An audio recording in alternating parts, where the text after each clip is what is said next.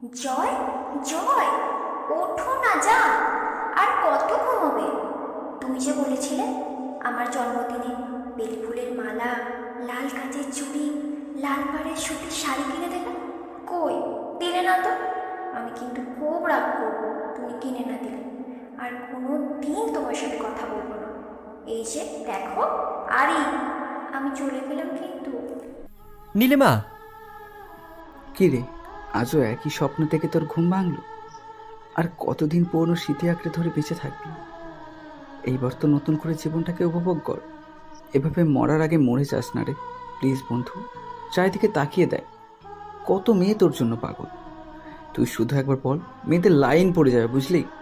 আর তুই এখানে সেই 5 বছর আগের কথা ভেবে আজও মন খারাপ করে বসে থাকিস কেন? সাফল্যের এই শীর্ষে উঠেও কি নীলিমাকে ভোলা যায় না? কি করব বল, স্বপ্নটা যে স্বপ্ন রয়ে গেল রে, প্রকাশ আর পেল না। কত শখ ছিল প্রথম উপার্জনের টাকা দিয়ে ওর জন্য বেলি ফুল, লাল গাছের চড়ি, লাল পাড়ের সুতি শাড়ি কিনে দেব। কিন্তু হলো কোথায়? আমার মনের আনাচে কানাচে নীলিমার আনাগোনা। ও যে আমার প্রথম ভালোবাসা। মানুষ কি তার প্রথম ভালোবাসি কোনোদিন ভুলে বলতো? আমি ওর জায়গা কখনোই কাউকে কল্পনাই করতে পারি না, আর ভবিষ্যতেও পারবো কিনা জানি না রে। খুব ভালোবাসিস না নীলিমাকে? ও যদি কোনোদিন ফিরে আসতে চাই, আপন করে নিবি ওকে? জানি না, হয়তো সময় সব উত্তর দেবে। তবে এতটুকু বলতে পারি যে আজও নীলিমার কথা মনে পড়লে চোখ ভিজে আসে। আচ্ছা রাজীব, আজ সব মিটিং ক্যান্সেল করতে, হ্যাঁ? আর শরীরটা একটু খারাপ লাগছে, তাই আজ আর কোনো গান রেকর্ডিং করবো না।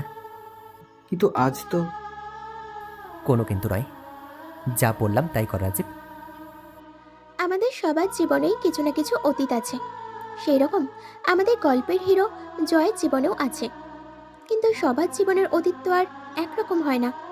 কারোর জীবনের অতীত খুব বিষাদময় হয়, তেমনি কারোর জীবনের অতীত হয় বিষণ্ণতায় ভরা। দেখা যাক আজকে আমাদের গল্পের নায়কের অতীত কেমন ছিল। জয় আজ গানের জগতের একজন সফল নায়ক, যার জীবনে আজ কোনো কিছুরই অভাব নেই। কিন্তু সত্যি কি কোনো কিছুর অভাব নেই? আমরা হয়তো ভাবি যে সফল মানুষদের বুঝি কোনো কষ্ট হয় না, কোনো অভাব নেই। কিন্তু সব সফলতার পিছনেই কিছু হারাবার যন্ত্রণাও থাকে। থাকে কিছু বেদনা আর অনেকগুলো নির্ঘুম রাত।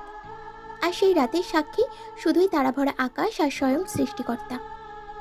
কিন্তু সেটা কিছু ক্ষেত্রে প্রকাশ পায়, আবার অনেক ক্ষেত্রে প্রকাশ পায় না। কিন্তু জীবন কি তার জন্য থেমে থাকে? না, থাকে না।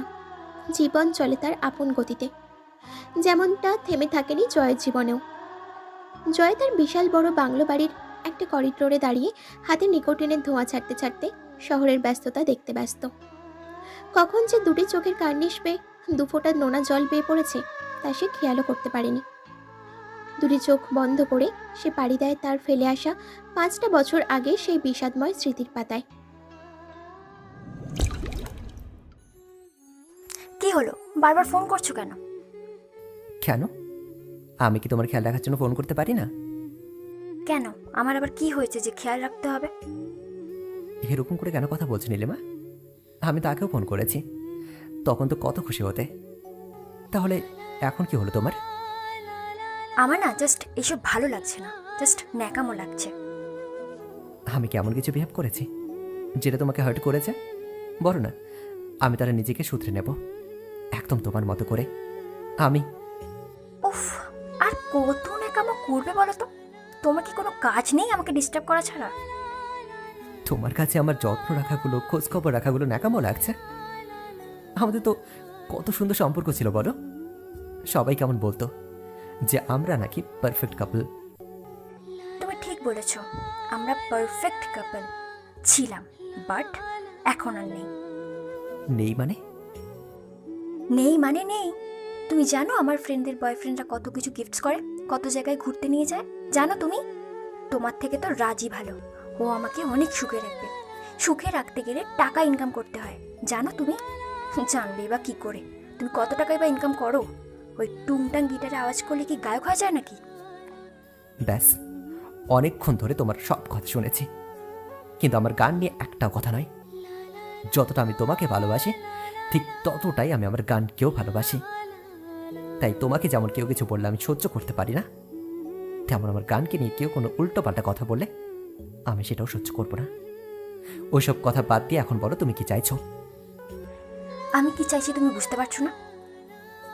বিশ্বাস করো, তোমার আমার সম্পর্ক এরকম হবে আমি কোনোদিন কল্পনাও করতে পারিনি। আমি বুঝতে পারছি যে আমি অন্য বয়ফ্রেন্ডদের মতো দামি গিফট দিতে পারি না, আর এই জন্যই আমি ভালো বয়ফ্রেন্ডও নই। খুব ভালো উপহার দিলে তুমি আমাকে, আচ্ছা বাদ দাও এসব কথা। আমি প্রার্থনা করব যেন আজকের এই দিনটার জন্য তোমার কোনোদিন আফসোস করতে না হয়। ভালো থেকো, হ্যাঁ? আসি আমি, আবার হয়তো কোনোদিন দেখা হবে। ভালোবাসার কত সম্পর্ক যে এভাবে নষ্ট হয়ে যায়, রোজ কত শত সম্পর্কের বিনাশ ঘটে, তার কোনো হিসাব হয়তো আমাদের জানা নেই। ঠিক যেমনটা আজ হলো জয় ও নীলিমার সম্পর্কের। জয় ও নীলিমা দুজনেই কলেজে পড়ে একই সাথে। কত সুন্দর মিষ্টি ওদের একটা সম্পর্ক। দুজনের মধ্যে কত মিল, কত সুন্দর করে একে অপরকে বোঝে ওরা দুজন। ওদের দুজনের সম্পর্ক সত্যিই চুরি মেলা ভার। কলেজের মধ্যেই সব থেকে পারফেক্ট ও চর্চিত কাপল হলো ওরা দুজন। কিন্তু ওই যে, যদি কেউ নিজের সঙ্গে অন্যের কম্পেয়ার করতে থাকে, তখনই নিজের সুন্দরটা নিজের কাছে অসুন্দর বলে মনে হয়। আসলে আমরা মানুষরা বড়ই অদ্ভুত প্রাণী, কোনো কিছুতেই যেন সন্তুষ্ট হই না। ভালোবাসা ভালোবাসা করে চারিদিকে ছুটে বেড়াই, কিন্তু যদি আসল ভালোবাসা আমাদের সামনে এসে দাঁড়ায়, তখন কি আমরা তার যোগ্য সম্মান দিতে পারি? পারি না। ঠিক যেমন নীলিমা করতে পারেনি। আজও জীবনে সব থেকে বড় ভুল করে বসলো। ও নিজেও জানলো না যে ও কত কি হারালো। জয় ওই দিনটার পর থেকে একদম নিজেকে গুটিয়ে নেয়। কারোর সাথে কথা বলে না, মেশে না, কোথাও যায় না, একদম একা একার মতন থাকে। জয়ের মা অনেক বোঝানোর চেষ্টা করেছেন, কিন্তু তার কোনো কথাই জয়ের কান পর্যন্ত পৌঁছায়নি। জয় যেন পুরো স্তব্ধ হয়ে গিয়েছিল নীলিমার ব্যবহারে। জয় পারছিল না কারোর সাথে নিজের কষ্টটা শেয়ার করে নিতে। একা একাই ঘরের মধ্যে যেন গুমড়ে গুমড়ে মরছিল। জয়ের মা নিজের সন্তানের এইরকম কষ্ট নিজের চোখে আর দেখতে পাচ্ছিলেন না। তাই জয়ের বন্ধু আকাশকে বলে তাই সন্তানকে যেন একটু আগের মতো স্বাভাবিক করে তোলে। এটা একটা মায়ের আবেদন ছিল জয়ের বন্ধু আকাশের কাছে, কারণ পৃথিবীর কোনো মাই নিজের সন্তানকে নিজের চোখের সামনে নিঃশেষ হতে দেখতে পারে না। তখন আকাশ এসে জয়ের সামনে বসে আর জয়ের দিকে তাকিয়ে বলে, কি রে জয়, কেমন আছিস? জয়ের মুখে কোনো কথা নেই, মাথা নিচু করে বসেই আছে, মুখ ভর্তি দাড়ি, চোখের নিচে কালো দাগ। ঠিকমতো না খাওয়ার দরুন চেহারা একদম জীর্ণপ্রায় দশা। দেখে যেন মনে হচ্ছে নাম না জানা কোনো ক্লান্ত পথের পথিক। আকাশ আবারও বলল, কি রে জয়, কেমন আছিস বললি না যে? এইভাবে নিজেকে কষ্ট দিয়ে কি লাভ হচ্ছে একটু বলবি আমাকে? যার জন্য তুই নিজেকে এত কষ্ট দিচ্ছিস সে কি তোর কষ্টের খোঁজ রাখে? যদি কষ্টের খোঁজই রাখতো তাহলে কি তোকে এতটা আপন করে এইভাবে কষ্টের মুখে ঠেলে দিত? তুই যাকে তোর জীবনের সবটুকু দিয়ে ভালোবাসলি সে কি তোর ভালোবাসার দাম দিল বলতো? সেই উল্টে তোর ভালোবাসার কতটা দাম তার হিসাব দেখিয়ে দিল। এখন তোর কি উচিত না যে তোর ভালোবাসা যে দামি সেটা তাকে বুঝিয়ে দেওয়া? কি বলিস? তুই ঠিক কতটা ওকে ভালোবাসিস সেটা বোঝানো মনে হয় এইটার উপযুক্ত সময়, তাই না? নিজেকে প্রমাণ কর, প্রমাণ করে দেখিয়ে দে যে তুই ওকে কতটা ভালোবাসিস, তাই নয় কি? তোর গান নিয়ে যখন ও তোকে অপমান করলো তখন তুই গানটাকেই তোর জীবন বানিয়ে দে আর দেখিয়ে দে তুই কতটা দামি। তোর ভালোবাসার প্রমাণ এবার কাজে করে দেখানোর সময় এসেছে। প্রমাণ কর তোর ভালোবাসা ঠুনকো নয়, যার মূল্য ওকে একদিন দিতেই হবে। জয়ের সবচেয়ে কাছের এবং অন্তরাত্মীয় বন্ধু হলো আকাশ, যে তার সর্বস্ব দিয়ে বন্ধুর বিপদে পাশে এসে দাঁড়ায়। বন্ধুর মন খারাপের সাথী, বন্ধুকে সব সময় সাপোর্ট করে কাজে এগিয়ে যাওয়ার জন্য, ঠিক যেমনটা ওই দিনও এগিয়ে যাওয়ার কথাই বলেছিল জীবনের পথে। সেই দিনের পর থেকে জয়কে আর পিছন ফিরে তাকাতে হয়নি কোনোদিন। জীবনের প্রতিটা মুহূর্তে নিজেকে গড়ে তুলেছে, নিজের জীবনকে সুন্দর করে তুলেছে। বিভিন্ন জায়গায় গানের অডিশন দিয়েছে, নিজের গানের প্রতিভাকে সকলের সামনে নিয়ে এসেছে, অনেক স্ট্রাগল করেছে। এরপর আজ জয় একজন সফল গায়ক। তার গলার উপর ক্রাশ খায় ইয়াং জেনারেশনের কাছে সে একজন ভয়েস ক্রাশ। একবার জয়ের ভয়েস শোনার জন্য মেয়েরা ঘন্টার পর ঘন্টা অপেক্ষা করে। জয় আজ নিজের জীবনে খুবই ব্যস্ত, নিজের কাজ ছাড়া কারোর দিকে তাকাবার সময় নেই তার।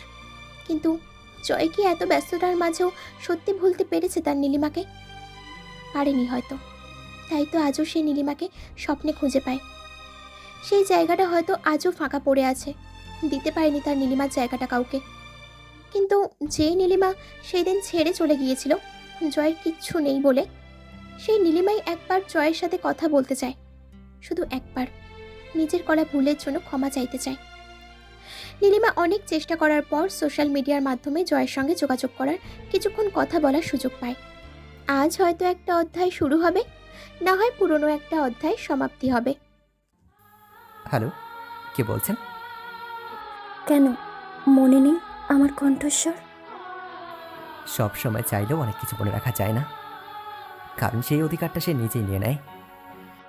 এখনো আমার উপর রাগ করে আছো? একটা ছোট্ট ভুল করেছি বলে আমাকে ক্ষমা করে যায় না? হ্যাঁ, সেটাই তো, ছোট্ট ভুল। সত্যি, তুমি যদি ওই দিন ওই ছোট্ট ভুলটা না করতে, তাহলে হয়তো আমি কখনো এই জায়গাটা আসতেই পারতাম না।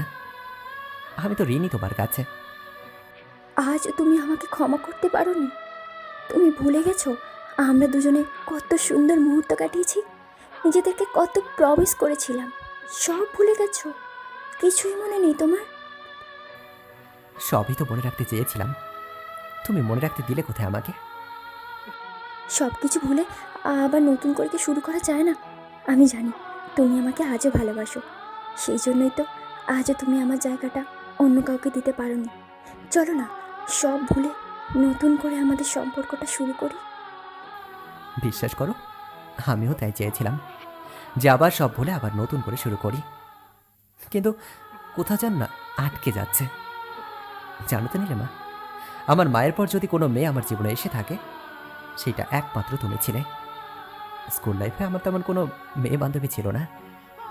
কলেজে উঠে প্রথম তোমার সঙ্গে সাক্ষাৎ, তারপর বন্ধুত্ব, একই সঙ্গে একই কলেজ যাওয়া, একসাথে ঘোরা, ফ্রেন্ড সার্কেলে একসঙ্গে আড্ডা দেওয়া, সবটাই যেন আমার জীবনটাই তুমিময় হয়ে উঠেছিল। আমি কখনো ভাবিনি এইরকমভাবে আমাদের সম্পর্কের অবসান ঘটবে। জানো নীলিমা, তুমি ওই দিন আমাকে যে কথাগুলো বলেছিলে, সেগুলো শোনার পর মনে হয়েছিল যেন আমার পুরো পৃথিবীটা এক মুহূর্তের জন্য থমকে গেছে। হয়তো তুমি কোনোদিনও বুঝবে না যে আমি কতটা তোমাকে ভালোবাসি। আজও তুমি আমার ভালোবাসার টানে আসোনি, এসেছো আমার নাম, যশ, খ্যাতির জন্য। বিশ্বাস করো, আজ আর তোমার উপর কোনো রাগ নেই। একদিন খুব রাগ হয়েছিল, কিন্তু সেই রাগের কারণ তুমিই ছিলে। কিন্তু আজ আমি তোমার কাছে সত্যি কৃতজ্ঞ, কারণ তুমি সেই দিন আমাকে ওইভাবে ফিরিয়ে না দিলে হয়তো আমার এই জায়গায় পৌঁছানো হতো না। আমি তো তোমার কাছে ঋণই নিলাম। তোমার ঋণ আমি কী করে শোধ করি বলো তো? বয়ফ্রেন্ড দামি গিফট দিলেই সে ভালোবাসে, আর দামি গিফট না দিলে সে ভালোবাসে না, এটা ঠিক কথা না? জানো, আজ আমি পুরো গিফটের দোকান কেনার ক্ষমতা রাখি, কিন্তু দেখো আজ আর গিফট নেওয়ার মতো কেউ নেই। জানি না আর কোনোদিন হবে কি না। চাইতাম তোমাকে দামি দামি গিফটস দিয়েতে, কিন্তু আমার তো তখন কোনো সামর্থ্য ছিল না, আর তুমি সেটা ভালো করেই জানতে। তাও তুমি আমার প্রপোজালে রাজি হলে, তখনই সরে যেতে পারতে, কিন্তু তুমি তা করোনি। এভাবে কাছে টেনে নিয়ে মাঝ রাস্তায় ছুঁড়ে ফেলাটা খুব দরকার ছিল কি? হ্যাঁ, আমি তো তোমার কাছ থেকে কিছুই চাইনি। চেয়েছিলাম একটু সময় নিজেকে গুছিয়ে নেওয়ার মতো, যেখানে তোমার আর সম্পর্কে সুন্দর একটা পরিণতি হতো। হয়েছে পরিণতি, কিন্তু এটাকে কি সুন্দর বলা চলে? আর বলতে পারছি না। বিশ্বাস করো, গলাটা কেমন ধরে আসছে, কিন্তু সবশেষে শুধু একটা কথাই তোমাকে বলতে চাই। আমি চেয়েছিলাম জয় নীলিমারই হোক, যেখানে তুমি গর্ব করে বলবে যে জয় আমারই হয়েছে। কিন্তু নীলিমার তো পরাজয় হলো। এটাই কি আমাদের ভাগ্য? বলতে পারো নীলিমা? নীলিমা, শুনতে পারছো কি? হ্যালো, কিছু তো বলো। নীলিমার আর কিছুই বলার নেই। কি বলবে সে? আজ যে সে নিজের কাছে নিজেই দোষী। নীলিমার ফোন সে বন্ধ করে দিয়েছে। জয় হয়তো আর কোনোদিনও নীলিমার কণ্ঠস্বর শুনতে পারবে না। এইভাবেই বয়ে চলবে দুজনের দুটি জীবন নদী।